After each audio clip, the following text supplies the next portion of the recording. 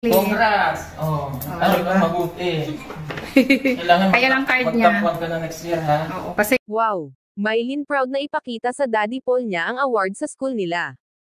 Hello mga kababayan, isang mapagpalang araw at gabi sa lahat. Saang dako man kayo ng mundo naroon, sana'y nasa mabuti kayong kalagayan. Magbigay tayo ng kaunting reaction video sa upload ng Tres Marias Vlog sa Recognition Day ni Mylene. Nag-vlog din siya mula sa paghatid ni Teacher Nida sa kanila sa school ni Mylene at Zenia. Si Teacher Nida naman ay dumiretso sa kanyang school na tinuturuan, at graduation din sa school nila. Kaya hindi siya naka-attend sa recognition nila Mylene. Pero magkasama ang Tres Marias, at may isa pang kasama, isang napaka-cute na anak-anakan daw nila ng Tres Marias, isang tuta, ang cute nga naman talaga.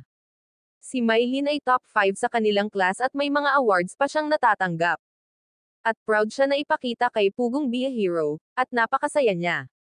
Kahit medyo nagulo ang pag-aaral niya sa grade 7 dahil nag-ALS nga siya.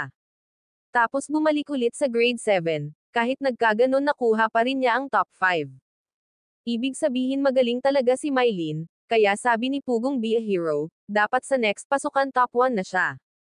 Kasi alam ng Daddy Paul, niya na kaya ni Mylene, kaya nag-demand si Sir Paul, okay na rin yun para magsumikap lalo sa pag-aaral si Mylene. Congratulations Mylene, keep it up. Mapanood ang full video sa YouTube channel ng Tres Marias Vlog, bisitahin natin ang kanilang channel, at please subscribe din po, ganun na rin sa aking munting channel Elmas Vlog. Maraming salamat sa inyong suporta mga kababayan. God bless us. Congratulations. kasi natuwa siya, ipapakita daw niya kay Daddy Paul.